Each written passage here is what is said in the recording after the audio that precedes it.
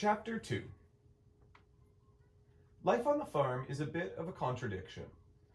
There's so much to do at all times with the animals, yet it's a slower life in general. We were used to having friends come over every night for a glass of wine and to hang out. Now it's a huge effort to see our friends, and we don't see them nearly as much as we used to, or have much of a social life in general. For the previous couple of years, life had been so exciting. The way everything was changing, one bombshell after the next. And a big part of that fun was having people to share it with. It was cool to open that bottle of wine, brace our friends for the newest thrill, and say, "You're not going to believe who called today," or "Guess what just happened?" Suddenly, we had nobody there to tell, and we felt the emptiness deeply. I get very emotional about stuff like that.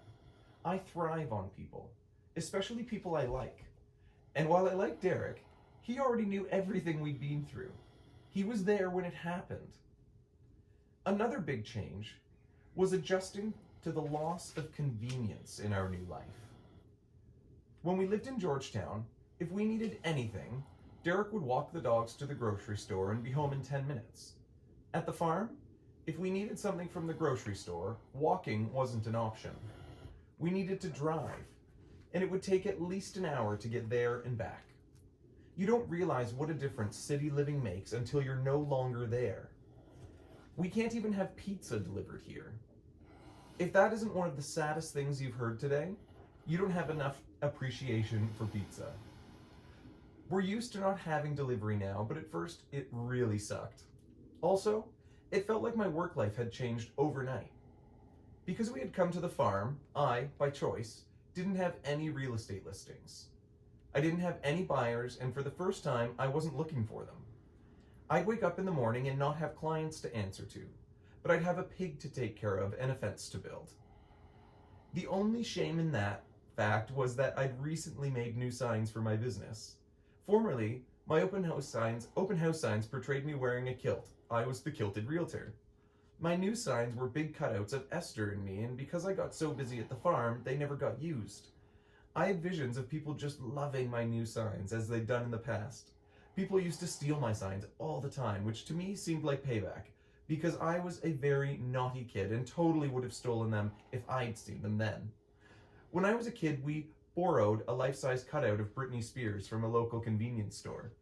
We'd draw tattoos on Britney and do other potentially inappropriate things, as teenage boys will do to life-size Britney Spears cutouts. I'd imagine what the kids were doing with my cutout signs and laugh. I know I don't look like Britney. She has much better hair. Both Derek and I were experiencing drastic career changes. Derek was no longer doing magic. His work life went from pulling a rabbit out of a hat on stage in a city to long days on the farm. For Derek, the biggest change was learning to be so hands-on with animals he'd never previously had to deal with. It was a bit intimidating for him. I was always the pusher for these things. The crazy ideas were always my ideas, and I'd dive in with both feet without a second thought. But Derek came from a grounded, conservative family, and he was overwhelmed. His only previous experience with large animals was hunting them.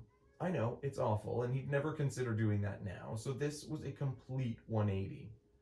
As time went on and we started getting more helpers and volunteers, we were surrounded by people. That's also not really Derek's thing, so we had to adjust to that too. That's another way in which we're opposites. Derek loves to take a trip that's just us, while I'm happy to travel in a group of 10. In one sense, coming to the farm took that away from me, because while we always have people here, it's not the same as having your friends around. Our staff and volunteers are great, but they're not people I've known forever, so it's a different kind of thing. And one of our first volunteers, Ruth, came to the farm about a month or two after we moved in. She had been a very vocal supporter while we lived in Georgetown, and we had conversed with her a few times on Facebook, but never actually met until she asked if she could deliver a propane-fueled shower for Esther. Ruth had seen videos of Esther rolling in the mud on our driveway and knew the house was all carpet, thanks to our posts about how pretty the house was. She lived about 45 minutes from us, so it was easy to arrange a time for her to drop by with the shower. When she arrived, she was just a bundle of sunshine. She was so energetic and enthusiastic. Her personality was infectious. We had a visit, and she offered to lend a hand in the mornings if we wanted. Until then, it was just Derek and me every day. We hadn't brought in any real volunteers aside from friends and family for those first few weeks. The first public event, Get Dirty Day, was planned for the following spring, giving us the winter to do basic preparations before we officially opened. We had no intention of bringing on regular volunteers for quite a while. But Ruth was so great, and we were already getting the feeling that there wasn't enough time in the day to keep up with what we wanted to get done. We needed help, so we jumped at her offer. And within a couple of weeks, Ruth started coming early in the morning to help with breakfast and barn chores. At first, it was absolutely amazing. Ruth was usually at the farm before we had even woken up because she was a morning person, and we definitely weren't. Not that we slept until noon, but for us, 8 a.m. was bright and early. Most mornings, by the time we got to the barn, she already had breakfast going and she'd be chopping produce or washing dishes. It was awesome. She became a real fixture at the farm, and it carried on for months. She had a heart of gold, and all she wanted to do was help. But we soon started to see little glimpses of trouble. Ruth was a very sensitive person, and she was incredibly passionate about veganism. But she was relatively new to being a vegan. As many of us make that transition and start to learn more about it, we become more passionate about speaking up.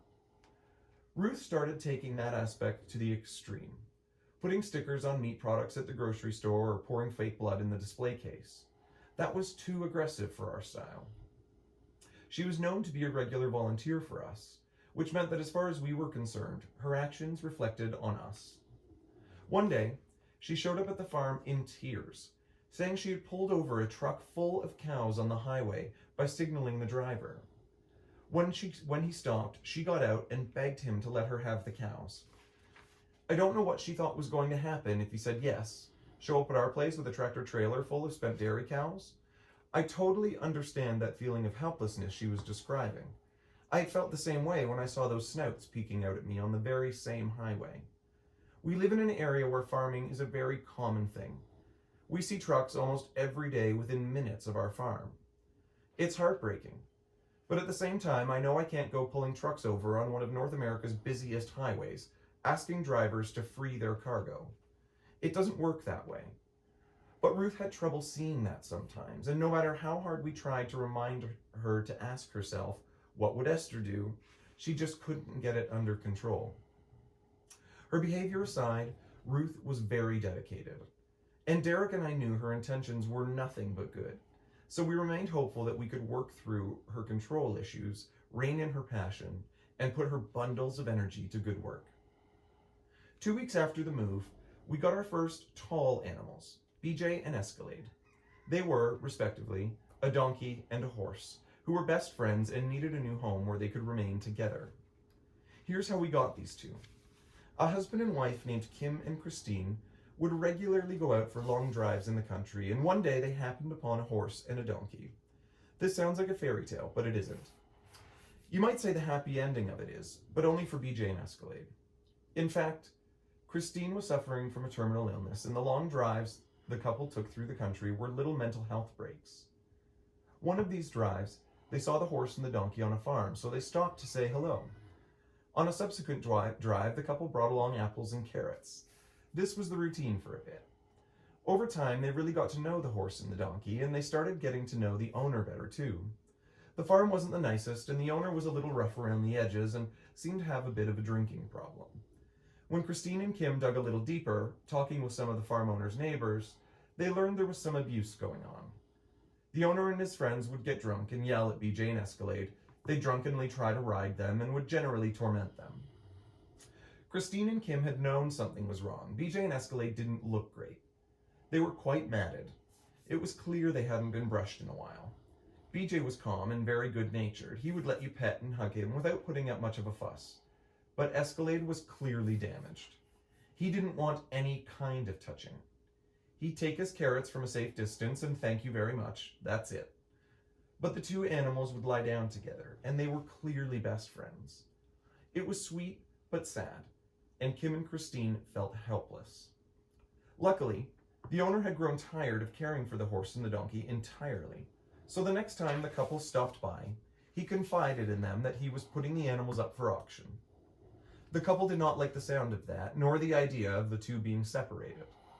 Lots of people want donkeys, but horses are a dime a dozen. It was clear the animals and their bond would not have been protected in an auction situation. So Kim and Christine asked a friend who had a farm if she would take them, provided the couple came to the farm every week and did whatever was necessary to take care of BJ and Escalade. Kim obviously planned to do most of the work because of Christine's illness. Their friends agreed, and the original owner was just happy to get rid of the animals, so the couple arranged for a transport from his farm to the new one. During the transport, while helping Escalade onto the trailer, Kim lost his balance, tripped, and injured his leg. It didn't seem like a huge deal at the time, but when he eventually went to see a doctor, he learned he had bone cancer. It was a terminal diagnosis. Of course, this was devastating news. Both Christine and Kim were facing the reality that their lives would end in the near future.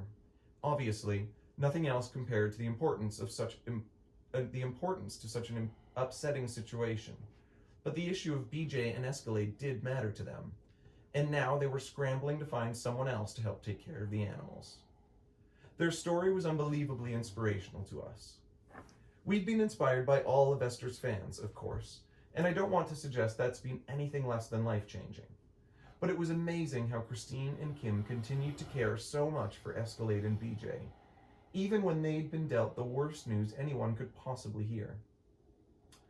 It was critically important to them that these animals have the best possible life, even as their own lives were ending. It encompassed everything Derek and I feel about animals, that their lives have worth, that their happiness is important, that we as humans have a responsibility to take care of our four-legged friends and do all we can to give them wonderful lives. The situation lit a fire in Derek and me. We had to build the fences and clean out the stalls because we had 2 more animals to rescue. Christine and Kim were counting on us. So were BJ and Escalade. There was no way we were going to let any of them down. The animals arrived from Brampton, which is only about 45 minutes away. But they were hours late because it was hard to get them onto the trailer. Once they did arrive, it took us more than an hour to get Escalade off the trailer. BJ was easy. He just waltzed right off and into the barn. But Escalade would freak out if anyone stepped onto the trailer. He didn't even have a halter on at that time, so we just had to hope he'd follow us. He didn't. Nobody was brave enough to hop onto the trailer, which would mean getting behind Escalade. It was up to Derek and me to lure him out. I was using carrots to tempt him to come closer, but that didn't get him out.